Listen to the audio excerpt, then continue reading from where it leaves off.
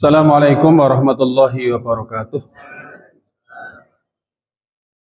A'udzu billahi minasyaitonir rajim. Bismillahirrahmanirrahim. Innal hamdalillah nahmaduhu wa nasta'inuhu wa nastaghfiruh wa na'udzu billahi min syururi anfusina wa min sayyiati a'malina. May yahdihillahu fala mudilla lahu wa may yudlil fala hadiyalah. Asyhadu an la ilaha illallah wahdahu la syarika lahu wa anna Muhammadan abduhu wa rasuluh. Allahumma salli wa sallim wa barik ala nabiyyina wa uswatina wa qudwatina sayyidina wa maulana Muhammadin sallallahu alaihi wasallam wa ala alihi wa ashabihi wa azwajihi wa dzurriyyatihi wa man tabi'ahu bi ihsan ila yaumil. Qala Allah ta'ala fi kitabil karim, a'udzu billahi minasyaitonir rajim, ya ayyuhalladzina amanu taqullaha haqqa tuqatih wa la tamutunna illa wa antum muslimun.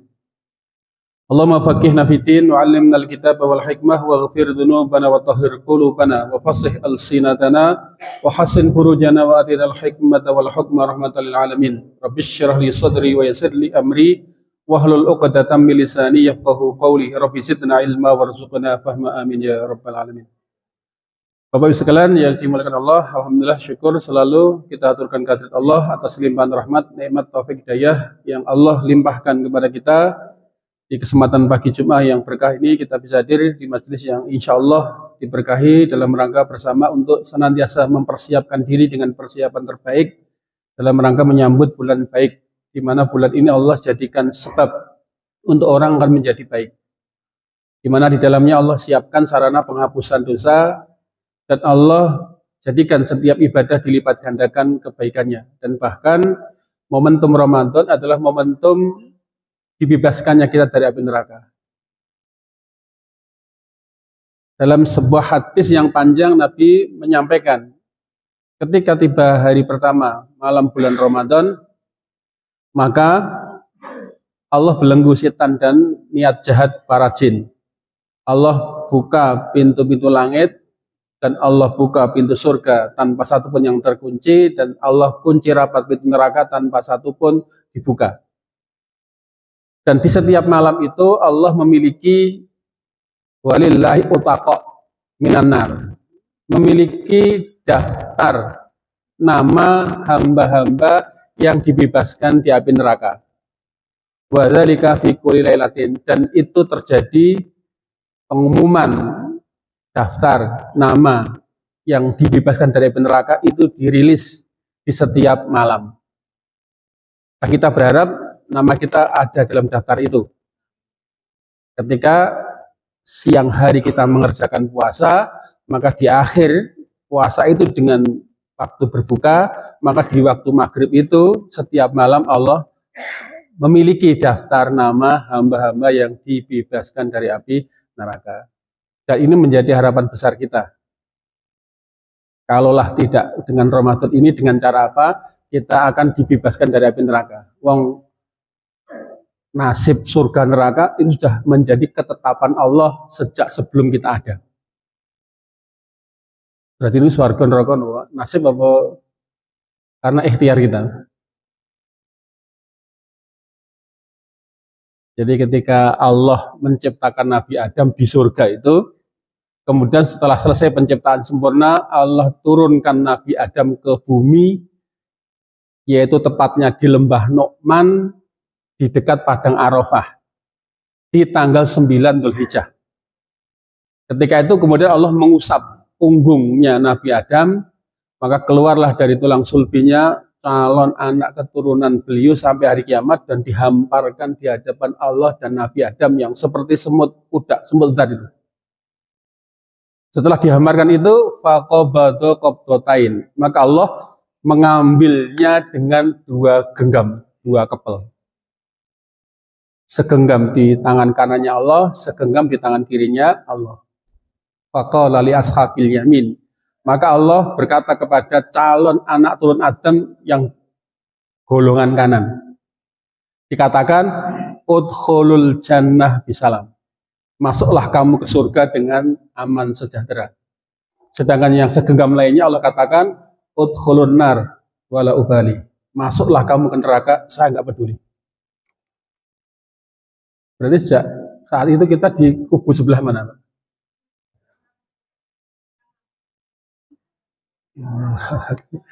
Nggak ada informasi tentang itu. Yang ada hanya global, penggolongan. Pokoknya dipilah ketika itu. Kita nggak tahu kita di kubu mana, tapi itu informasi valid. Maka seandainya pun kita ada di kubu sebelah kiri, maka ada harapan kita kepada Allah Subhanahu wa taala dengan hadirnya Ramadan itu adalah semoga dengan kita menjalani puasa di dalamnya itu ada peluang nama kita ada dalam daftar yang dirilis dalam tiap malamnya. Bisa jadi kita nggak muncul di hari pertama. Makanya puasa rentok tutup kendang gitu loh, Pak. Jadi kadang puasa semangat awal, solo nanti puasa lagi di bagian terawih juga begitu kan. Jadi syarat untuk menerima pengumuman itu kalau malamnya ada aktivitas qiyam Ramadan. Jadi puasa itu tidak ono kan sing poso Ramadan sing mengambil terawih tok gitu. Terawih gegeri rame ngebak-ngebaki masjid. Tapi siang enggak poso ada ya gitu. Ono sing memeng poso tapi kon terawih ora. Artinya dikatakan faradul alaikumusiyam wa sanantu alaikum alqiyam. Jadi kalau Allah itu Ramadan mewajibkan puasanya, Rasulullah menyunahkan qiyamul lailnya.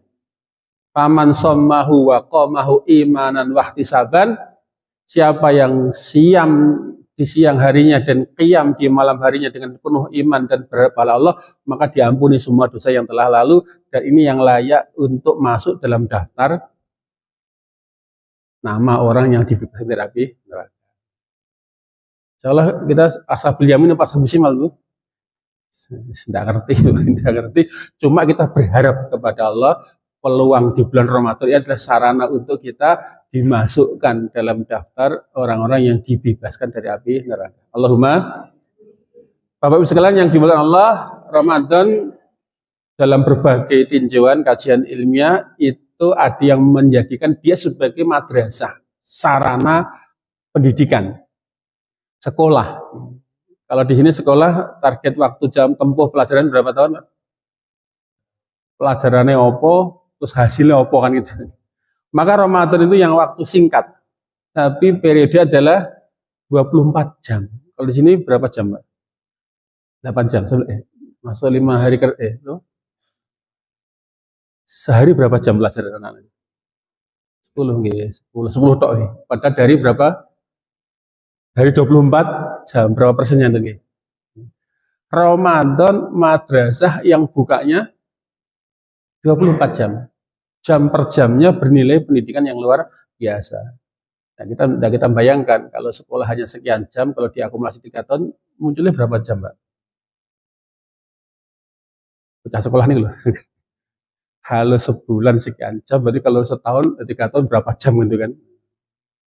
Karena dengan Ramadan banyak mana? 4 ping 30 itu. Itu hasil outputnya adalah menjadi orang yang bertakwa. Bertakwa itu adalah orang yang masuk ke level tertinggi.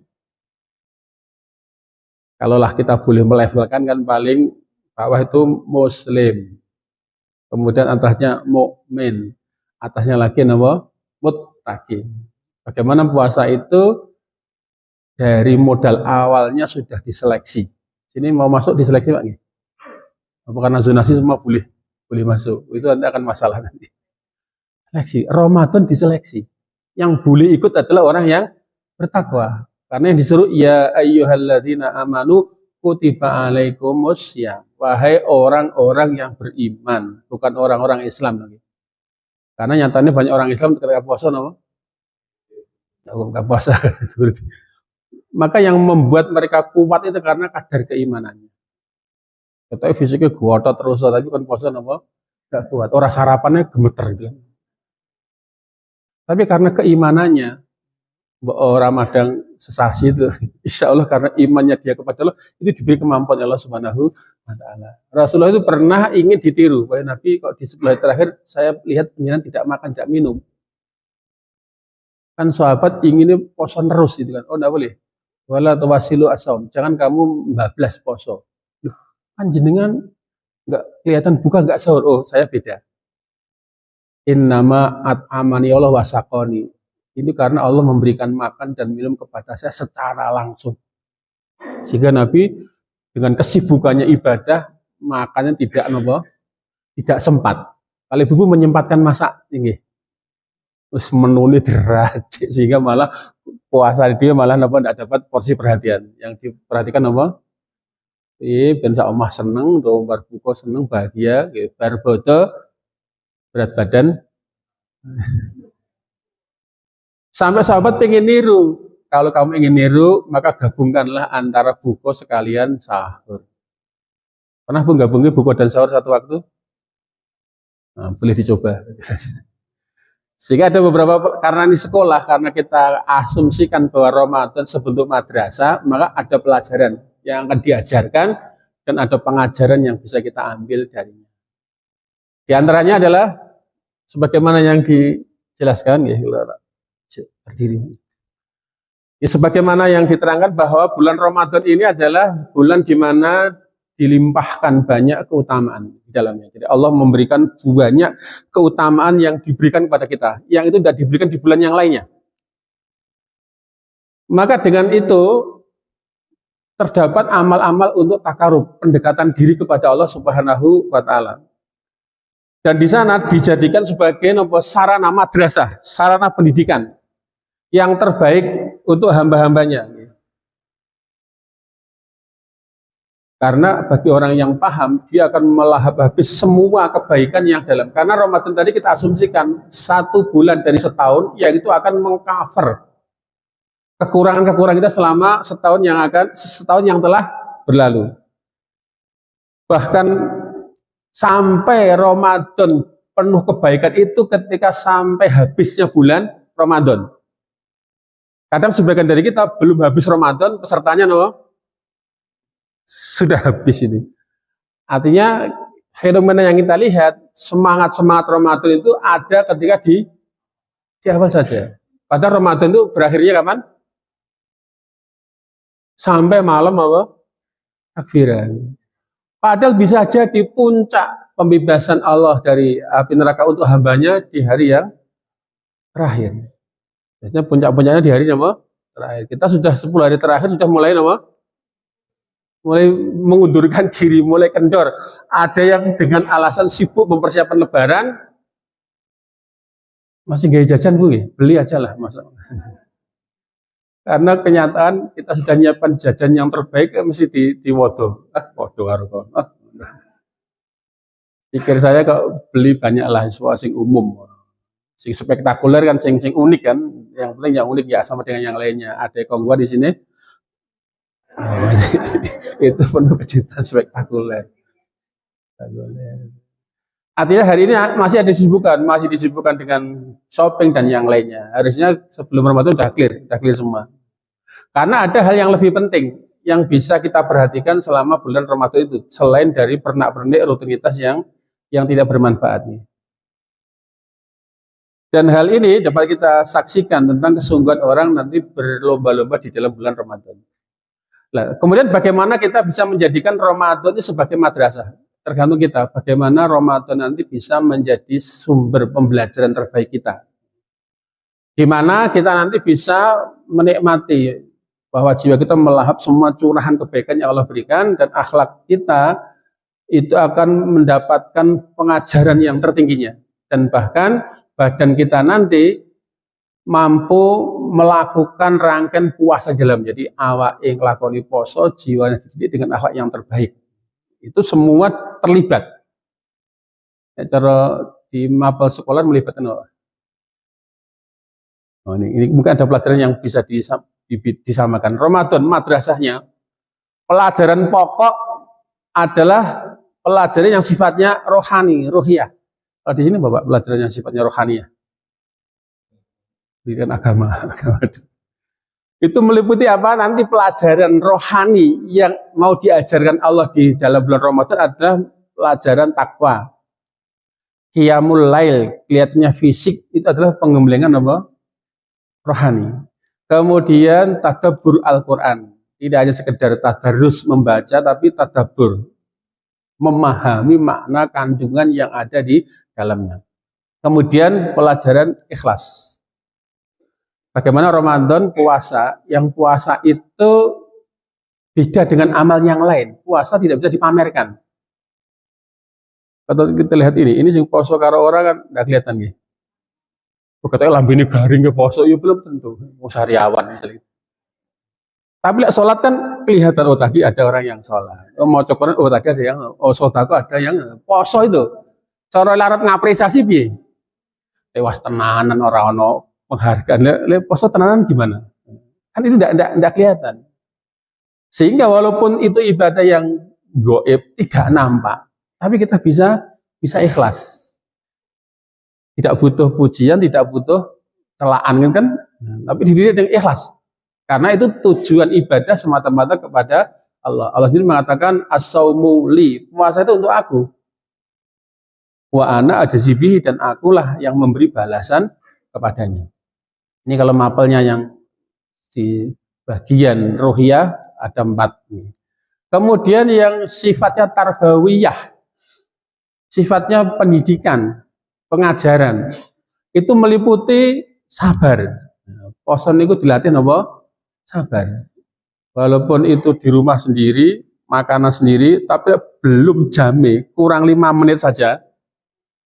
Enggak. Kita dilatih untuk komitmen sabar, dimanapun tempat, dilatih dengan puasa kita. Bersabar gitu. Walaupun poso niku ndredeg ketika kerja tetap biasa. Karena dalam taat itu dibutuhkan kesabaran. Dibutuhkan kekuatan dalam menjalankan perintah. Kemudian mujahadah. Mujahadah itu adalah kesungguhan, mengerahkan segenap kemampuan. Isone opo, duwene opo, dikerahkan, itu namanya mujahadah, bersungguh-sungguh. Karena dengan kesungguhan nanti ada turun pertolongan Allah Subhanahu wa taala. Sehingga dalam ayatnya Allah mengatakan walladzina jahadu fina lanahdiyannahum subulana wa innallaha lama'al muhsinin. Dan orang-orang yang bersungguh-sungguh menempuh jalanku, pasti aku tunjukkan baginya jalan-jalan kemudahannya. Dan sesungguhnya Allah bersama orang-orang yang berbuat kebajikan. Kemudian mata pelajaran akhlak yang akan diajarkan di bulan Ramadan adalah diantaranya salamatul lisan, menjaga lisan. Jadi puasa akan mengontrol diri kita dari lisan yang biasanya tidak ada alat kontrolnya. Nabi pernah menyampaikan khamsatul asya tukhbitu as-saum ay sawabaha. Ada 5 hal yang itu membatalkan puasa, yakni pahalanya. Nek sahnya sah, tapi tidak berpahala. Apa itu? Yang satu al-ghibatu. Nah ini ghibah, ngerumpi. Kalau kadung kumpul itu menu pembicaraan akhirnya apa? Mesti nanti mbuh piye carane temanya akan menjurus ngrasani orang. Ketika orang sedang puasa, waduh aku poso jane harap ngrasani tapi aku tetap iman posoku timbangane posoku ngelak ora ono ganjarane bisa ndak. Artinya dengan puasanya itu orang terjaga dari ghibah. Yang pertama wal al-ghibatu wa namimatu. Yang kedua namimah, provokasi, adu-adu. Biasanya arep ngomong apa? Aduh, poso. Ditenono oleh barbodo kan itu. Poso. Artinya dia masih ingin menyelamatkan puasanya dari potensi kerugian sehingga dia mengontrol lisannya. Yang ketiga wal kizbu, bohong. Bohong. Padahal jadi biasa apa lho biasanya apa luwes lek ono bohong. Tapi karena puasa akhirnya apa? Yang ketiga wal yaminul ghamus, sumpah palsu. Yang kelima wa nadharu bi syahwah, melihat sesuatu yang menimbulkan dorongan syahwat.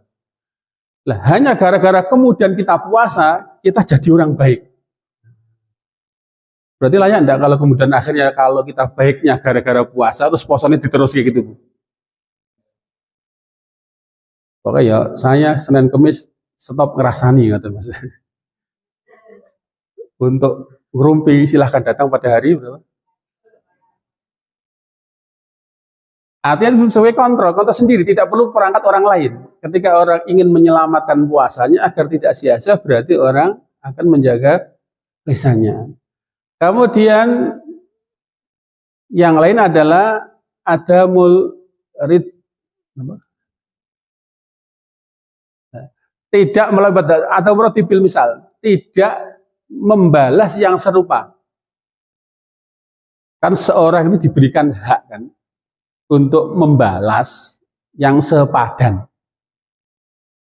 Misalnya dalam ayat diakomodir itu kan, wa jazaa'u sayyi'atin sayyi'atun misluha.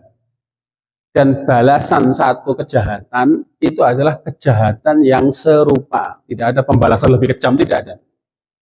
Kok seandainya jenengan dikeplak, itu supaya Anda ada kisah di kemudian hari, yang balas apa?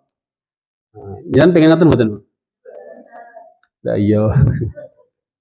Loh, nanti hari kiamat nanti orang udah nuntut hak masing-masing. Loh, dulu sampean dolimi aku biar yang dunia rata saut, rata balas loh. Tapi sekarang tambah berat, Bu. Makanya Nabi menyampaikan situasi yang mencekam. Ketika Nabi sudah hampir wafat, beliau sudah terasa berat karena sakit beberapa hari. Maka Nabi menyampaikan pengumuman. Barang siapa yang merasa pernah saya dolimi, fal yastahlil al-yaum. Maka sekarang saya beri kesempatan untuk kehalalannya. Kira-kira Nabi yang telah mendidik mereka dari jahiliyah menjadi orang yang dapat petunjuk, jadi orang baik, ada enggak yang mau nuntut Nabi?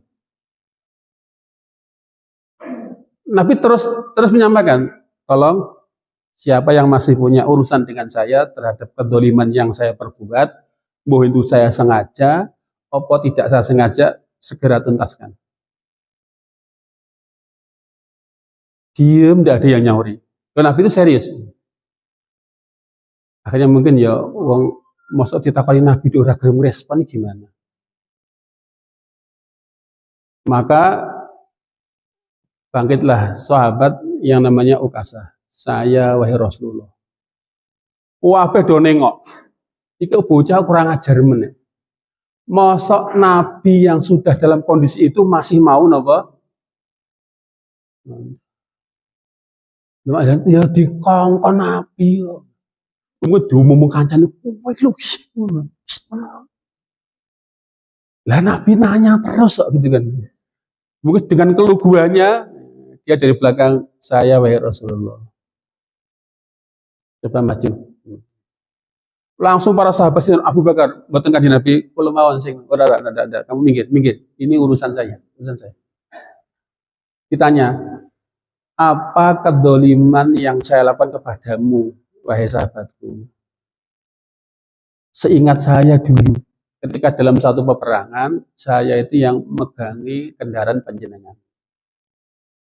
Saya nggak tahu jenengan singgah diwonda, jenengan ketika mecut itu sing kena kula. Niki tasih enten jane Bekasi. Niku lho nggih mendel mawon. Mbok menawa jenengan ora sengaja kan itu. Kan ketika mecut itu kan mungkin kan itu tidak karena kesengajaan tapi real menyakiti orang. Pernah betul jenengan secara nggak sengaja menyakiti orang? Sering. Mungkin uangnya ora wani nuntut, ora wani sungkan dan seterusnya. Cuma ini kan tetap menjadi sesuatu. Nabi takon, bener. Lah kamu iya ini ada buktinya. Dah kalau gitu Nabi itu dilalah. Duwe tinggalan sebelum itu berupa pecut. Nah, kita pecutin niku nih, kita pecutin niku. Di rumah Nabi itu ada perabot di antara yang ditinggalkan Nabi apa? Dan saya ingat kayaknya pecut yang digunakan itu. Terus apa yang terjadi Bu kira-kira? Ya kalau begitu sekarang saatnya kamu saya beri kesempatan untuk membalas. Pecahlah tangisan para sahabat. Ya Allah, Masya Allah. Teguh, tenang. Dan para sahabat senior semua pasang badan, Rasulullah jangan jenengan, saya siap menjadi tebusan panjenengan. Orang minggir sahabatku, itu urusan saya dengan dia. Ayo maju, Ukasah maju sini. Dipegang pecutnya, mempecutkan. Nyuwun sewu Kanjeng Nabi. Dulu saya ketika dipecut itu saya nggak pakai baju.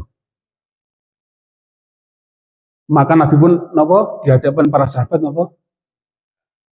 Apa yang terjadi, Bu? Pecah tangisan semuanya. Niku kok diteruske lho ngono ku lho. Padahal dalile wis mulai do dalil ku kan. Wa jazaa'u sayyi'atin sayyi'atun misluha faman afa wa aslaha fa ajruhu 'ala Allah. Tapi barang siapa yang memilih jalan damai dan memaafkan, maka pahalanya di sisi Allah. Ini terjadi, Kanjeng Nabi nyun sewu dulu pas kalau dipecut itu saya pas pakai baju. Ketika dia budak kok, dia budak. Ya sudah dengan pecah tangisan mengiringi prosesi itu Nabi melepas bajunya. Tapi dulu Nabi, jadi kan katanya mencutnya jarak dekat dengan saya. Ya sudah. Mencut jarak atau kan mungkin, kalau seingat saya itu mencutnya jarak dekat, makin pecah tangisan. Dan saatnya tiba Ukasah memegang nawa, di jarak dekat, ketika mau mengayunkan, Ukasah menjatuhkan pecutnya dan memeluk tubuh. Dia mengatakan, ini ternyata di prank Kanjeng Nabi. Wis posisi ngoten sih, apa saya belum kerjani. Inilah momen yang saya tunggu-tunggu Nabi untuk bisa saya menempelkan tubuh saya ke tubuh panjenengan. Jadi sapa wonge bisa nempelkan tubuhnya kepada Nabi itu aman dari siksa api neraka. Saya sama sekali tidak ada pikiran untuk membalas Nabi. Cuma ketika itu panjenengan berikan kesempatan, saya akan ambil momentum ini supaya saya bisa menjadi orang yang paling dekat bersama engkau wahai Rasulullah. Sahabatnya orang tahu loh sedekat itu. Mau berpelukan masih memakai apa? Baju. Tapi Ukasah itu memang ya pintar ternyata. Pintar mengambil momentum. Mencari kesempatan berdasarkan informasi yang pernah dia terima. Maka Ramadan nanti begitu. Seberapa informasi yang bisa kita dapat dari Ramadan, maka ambil momentum itu. Yang bisa jadi itu kesempatan akan lepas. Kalau kita tidak segera merespon dengan cara respon yang benar. Dan maka akhirnya para sahabat tidak jadi menangis, malah terharu melihat betapa Rasulullah di kondisi yang seperti itu masih memberi kesempatan untuk siapapun yang menuntut. Cuma kita diajarkan tidak menuntut balas, tidak membalas pembalasan yang serupa. Bahkan diajarkan kalaupun kita diperlakukan dengan cara yang buruk, kita balas dengan perilaku yang baik. Nabi kita mengajarkan, amaroni Rabbi an a'fuwa amman zolamani. Tuhanku memerintahkan kepadaku agar aku memaafkan kepada siapapun yang berbuat salah kepadaku. Wa an asila man qata'ani, dan Tuhanku memerintahkan kepada aku agar saya menyambung hubungan kepada orang yang memutuskannya dariku. Dan yang ketiga, wa an a'tiya amman haramani, dan aku diperintahkan untuk memberikan sesuatu kepada orang yang tidak pernah ngasih apa-apa kepadaku. Kita kalau ngasih orang karena apa, Bu? Aku ingin diteriak wis tak pernah enggak inisiatif wis pokoke wong karo aku polit banget wis diwehi bola-bali suwi-suwi lek kapok kan itu. Jadi Nabi mendidik orang pelit dengan cara dikasih suwi-suwi lek lho kok api bener aku ya padahal aku perhitungan banget loh. Itu pengajaran Nabi. Dan itu yang ditangkap para sahabat. Hanya untuk mengekspresikan kan butuh momentum. Dan lagi-lagi sahabat Ukasah itu orang yang respon. Mungkin yang lainnya karena khusyuknya, karena tawaduknya, tidak segera respon. Nah, Ukasah tadi kan merespon kan ketika Nabi, ayo siapa yang selama ini masih punya hutang kedzaliman pada saya, selesaikan. Yang lainnya kan karena apa, Bu? Karena khusyuknya, karena tahu diri, sehingga tidak mengambil momentum. Pernah Nabi itu menyampaikan sesuatu, informasi. Nanti di antara umatku ada 70.000 orang yang masuk surga tanpa hisab. Ini kan informasi kan. Nah, ketika panjenengan dapat informasi itu, apa respon panjenengan? Di forum itu orang ya ternyata kuotanya hanya berapa? Aku kata orang kan. Padahal itu berlaku sejak Nabi mengumumkan sampai hari kiamat. Padahal umat Nabi berapa orang itu? Miliaran kan, mulai dari zaman beliau sampai hari kiamat mungkin triliunan barangkali. Tapi kuota masuk surga tanpa hisab hanya berapa? Kalau dapat info begitu gimana punya? Memang nasib berarti ya. Kan nanti masuk surga itu kan ada 3 cara. Masuk surga tanpa hisab, masuk surga karena banyak dosa tapi Allah memaafkan dosanya, kemudian masuk surga karena syafaat. Karena tidak ada kebaikan yang bisa mendongkraknya keluar dari api neraka, hanya saja karena dia punya keimanan. Maka diberikan syafaat oleh Rasulullah SAW. Jadi ada yang masuk surga tanpa hisab, ada masuk surga karena dosa-dosanya kemudian dimaafkan oleh Allah, ada yang dosanya tidak termaafkan, dia harus nebusi dengan disiksa di api neraka dengan sekian lamanya, baru kemudian dikeluarkan karena syafaat. Sementara kuota masuk surga tanpa hisab hanya berapa tadi? Lah begitu semua terdiam, domblong, mungkin ya shock, mungkin ya mikir itu kan. Sahabat Ukasah itu langsung respon.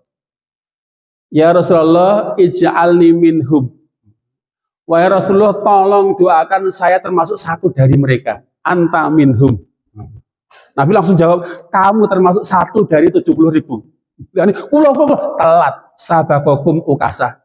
Tamu sudah kedahuluan oleh Ukasah.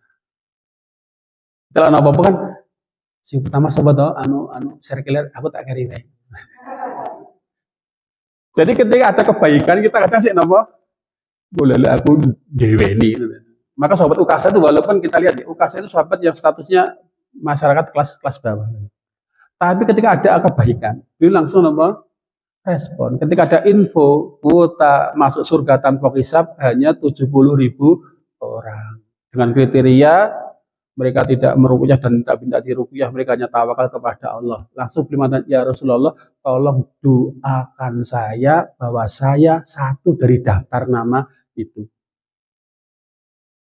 Beliau mengatakan, anta minhum ya Ukasah, kamu adalah termasuk satu dari mereka. Wes, begitu lu ternyata usulan diterima, lainnya kulo telat.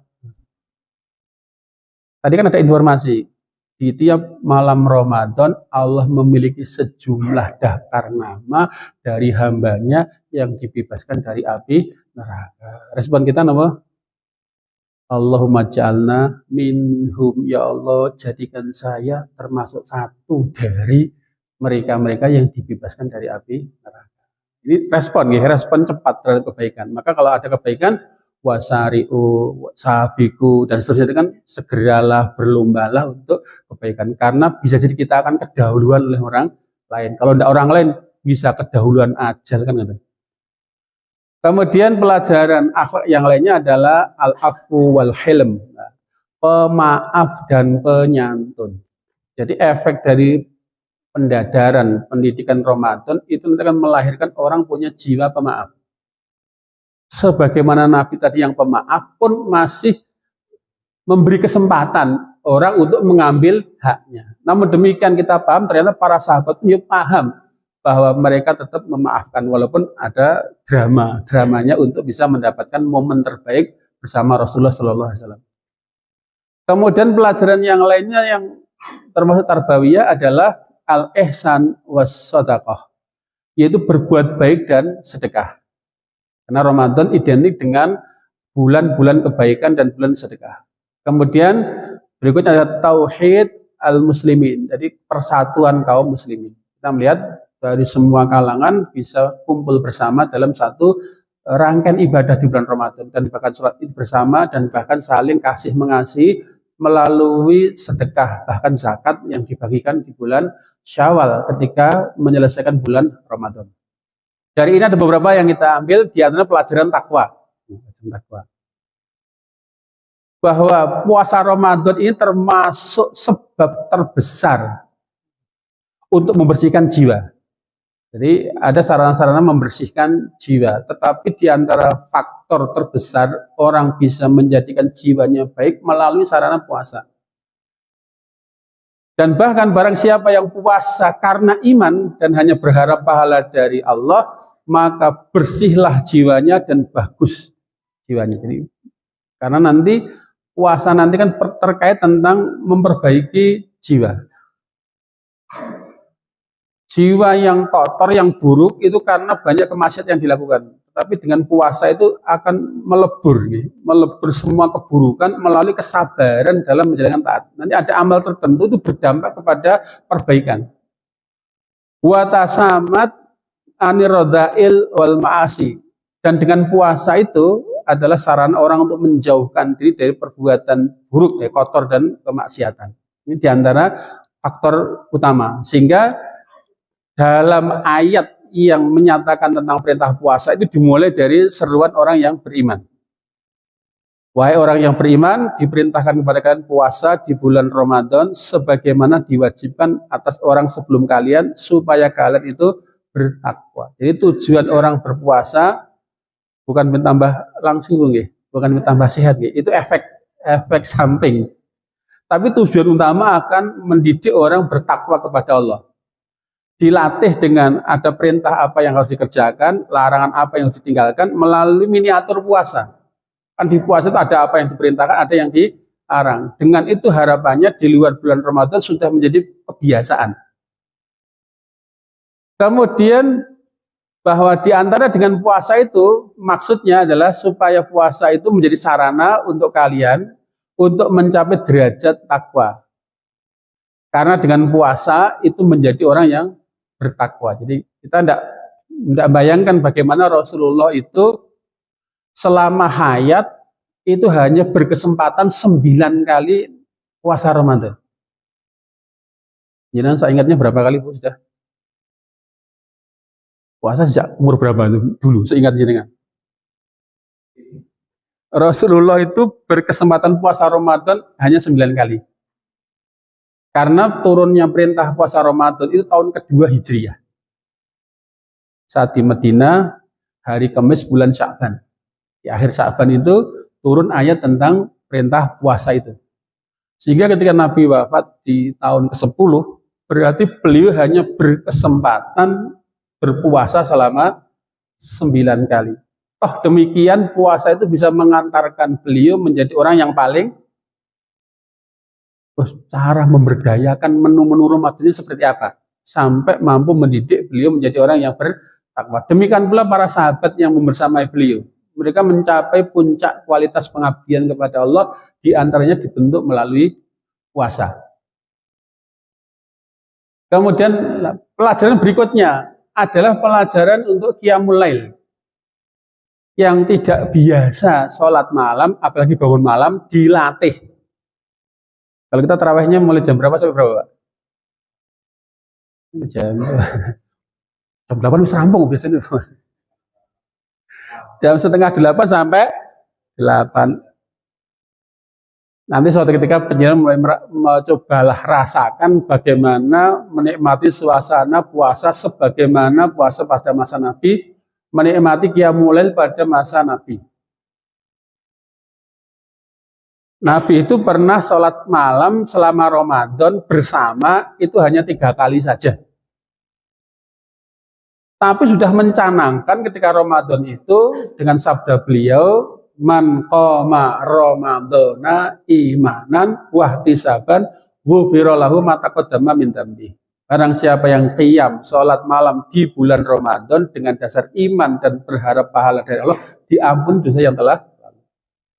Padahal sejak di Mekah itu sudah qiyamul lail selama setahun. Qiyamul lailnya sesuai dengan kekurangan kemampuan. Ada yang sepertiga malam, ada yang setengah malam, ada yang 2/3 malam. Kalau jangan milih porsi yang mana? Qumil laila ila qalila nisfahu awingkus min auzid alaihi. Nabi standarnya setengah malam. Ditambah sedikit jadi 2/3, dikurangi sedikit jadi 1/3. Dengan porsi yang sedemikian beragam, kalau jangan milih yang mana?